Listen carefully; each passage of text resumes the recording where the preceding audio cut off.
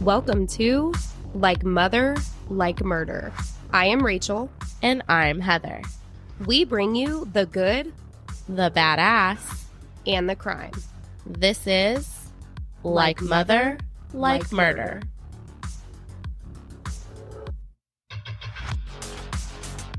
Hello, everyone.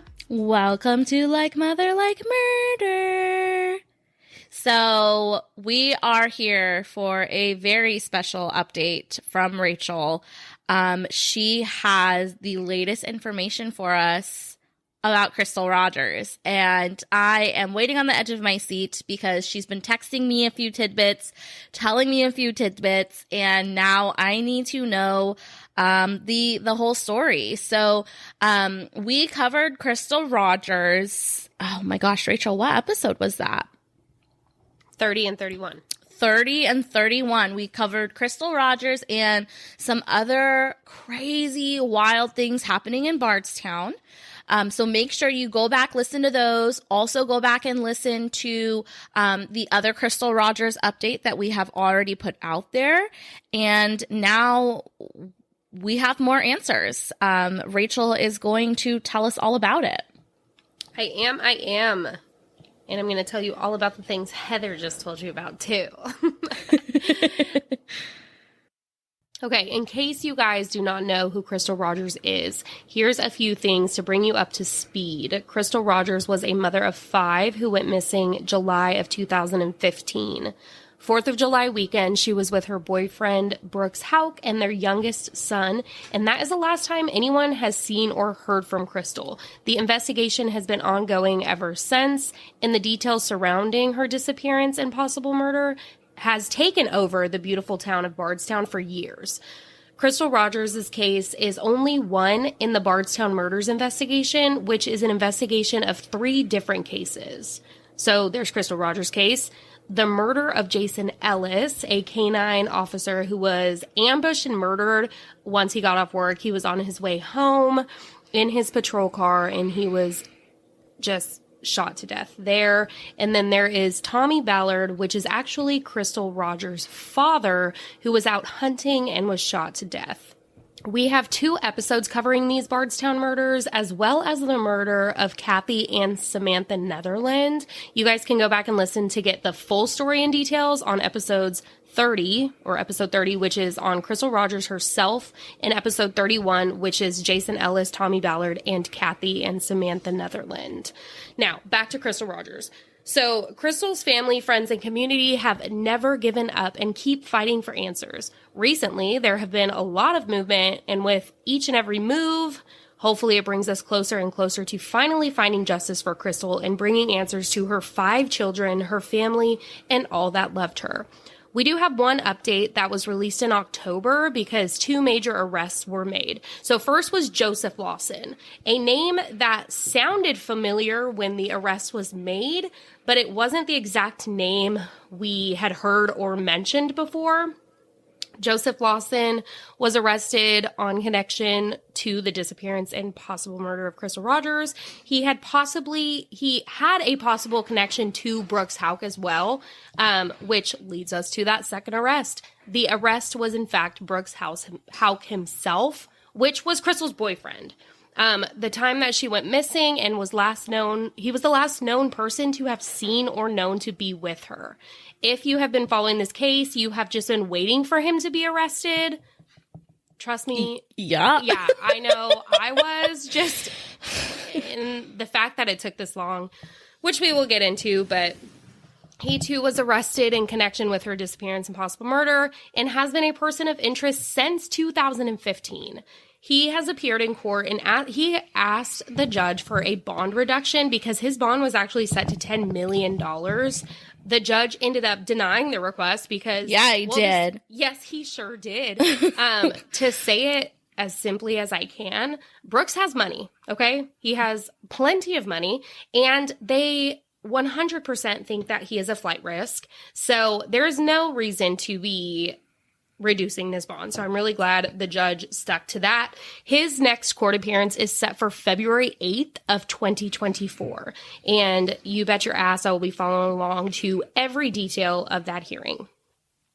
Now that you are as up to date as I can get you, just days ago, as in 5 days from when I am recording this, there has been another break in the case. Another dig was underway in Nelson County, right towards the outskirts of Bardstown.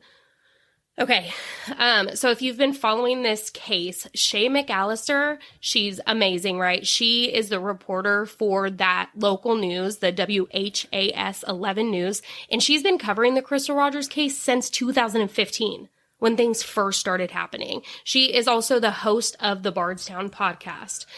She tells us in her coverage that they wouldn't release who the dig was in relation to, other than it was in relation to one of the Bardstown murders, which obviously it would either be Rogers, Ellis, or Ballard. Well, December 8th, just days after the dig, a third arrest was made in the connection to Crystal Rogers, okay? Stephen Lawson was arrested and charged with conspiracy to commit murder and tampering with physical evidence, which is the same thing that Joseph Lawson was arrested and charged with. And if you're following along, Stephen Lawson and Joseph Lawson have the same last name. Look, I don't want to have to spell it out for you, but sometimes people need a little bit of help. I am willing to help connect those dots in this situation. Heather, your jaw is dropped. Yeah, okay. No, you'll see. So, although we don't remember the name Joseph Lawson, we do remember the name Stephen Lawson because Brooks Houck made a late night phone call to Stephen Lawson the night that Crystal went missing.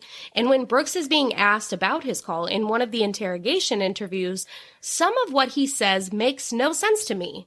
Here is part of that interview right here. Just call it. Oh, Steve Lawson. Okay. Who is Steve Lawson? He's somebody that works for me.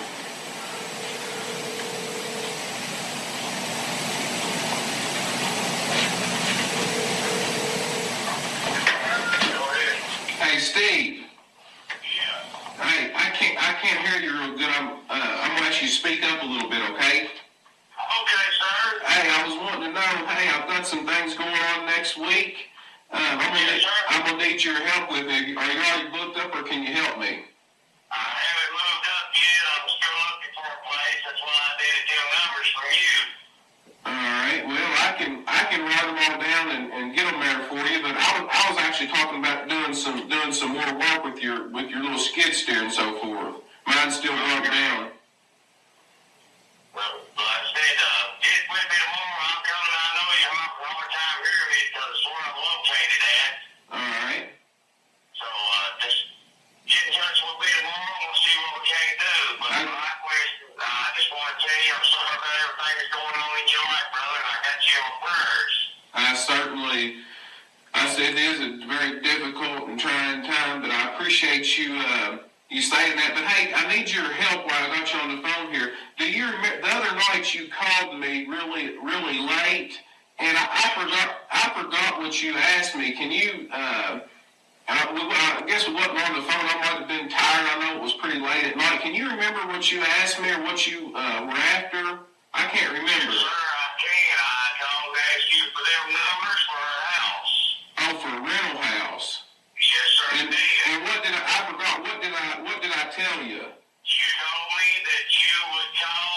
What's her name? Katie or whatever. She handles all that. Crystal. Okay, I apologize. Yeah. And she said she handles all that, and that you would get back with me on it. All right. Thank you so much. Now. Hey, if there is anything I can do, you give me a call. Thank you. You have a good night now. Yes, sir. God bless you. Thank you.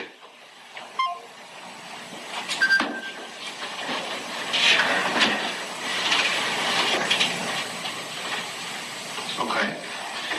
So that begs a question in my mind. All right. If she's in the truck next to you when he called, why would you need to call her about getting numbers for rental? Because being that late at night, we're headed to the house. I just wouldn't. She was not going to deal with stuff that late. And I didn't even look at the phone to see who it was calling me. I'm sure I just answered it. But he said you told him that you need to call her. All right. why would you need to call her?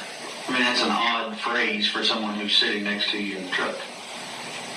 Do you understand? You see what I'm saying? Yeah, I see exactly what you're saying. I mean, that's what if that right there is what I told him, that right there is what I told him. We wasn't on the phone that long, but normally I would just, she handles all that, and that's what I would do. She's not going to want to mess with that kind of stuff that late. I'm sure I'll probably try to answer the phone really quickly, so that it wouldn't, a lot of times after I get moving, Eli goes to sleep, sometimes he goes to sleep in the truck, sometimes he doesn't. So if you want to call him, you got his number and everything, if you want to call him, you can call him. Okay, so he calls Steven to ask him if he remembers why he called him on that night. And then he mentions that he would have to get back to him after he calls Crystal. But again, just like in the interrogation room, why would he have to call him back if Crystal was sitting right next to him? Look, the detective doing the interview already was calling him out on his bullshit. And that was so early in the investigation. The fact that this has taken nearly 8 years and there are finally some moves and arrests being made, I hope that all of the answers are coming soon. That's all for now. Court dates will be happening beginning of next year, and we will be sure to update you all with anything else that happens. Hopefully 2024 finally brings the answers and closure to years of pain and questions that this family has been enduring since 2015. Okay, now listen, as soon as I was done recording this, another update came in and I could not leave it out. Again, coming from the WHAS 11 News, the headline reads, "Attorney claims Joseph Lawson drove Crystal Rogers' car to the Bluegrass Parkway and his father Steve Lawson picked him up from there." Okay, so again, Crystal went missing July 3rd of 2015. It was 2 days later, July 5th of 2015, that her car was found abandoned on the side of the road. And what we know from the headline is Joseph Lawson was driving it, got a flat tire, and then his dad, Steven, came and picked him up. Steven Lawson's attorney comes forward saying that Steven had nothing to do with her disappearance or death, but has been providing the police with information in exchange for his immunity. He says that Steven Lawson said this: "I did not hurt Crystal and was not involved in hurting Crystal. I didn't plan to hurt Crystal. I didn't conspire to hurt Crystal." That's what Steven Lawson's attorney, Theodore Levitt, said that Steven said. His attorney also suggests the idea or thought that the phone call that I just played for you guys a minute ago in this episode from Brooks to Steven was a setup phone call. I need you guys to let me know what you think about that. More and more keeps coming up, and although it kills me to read these things or hear them, each and every update makes me so anxious that the day is coming that Crystal Rogers' children, Sherry Ballard, her mother, and everyone else that is seeking answers will hopefully be getting them soon. Steven Lawson will be in court December 21st for his arraignment. Joseph Lawson will be in court on January 5th and Brooks Houck on February 8th. My jaw is still on the floor. I will be following along with all of these court dates and just hoping that every single day another thing, another piece of this puzzle starts to unfold. For sure. Thank you, Rachel, for that update. I am on the edge of my seats. So thank you guys for listening today. If you are not already subscribed, be sure to hit that subscribe button so that you will get notified as soon as something like this drops. When we do any kinds of updates to anything we've covered, we usually don't put it out on our regular scheduled day. Today will be a little different though. Actually, no, it won't. It's Monday. Today's Monday. It'll come out. Our regular episode comes out tomorrow, you guys. Yes, it comes out right. So that's why you should hit subscribe. Sorry, it's a Monday morning. I still haven't finished my second cup of coffee. But yeah, make sure you hit subscribe so you get updated on everything. And as always, tune in every Tuesday for our weekly episode of Like Mother, Like Murder. Yes, do that. We will talk to you guys next time. Kay, love you. Bye. And Kay, love you. Bye.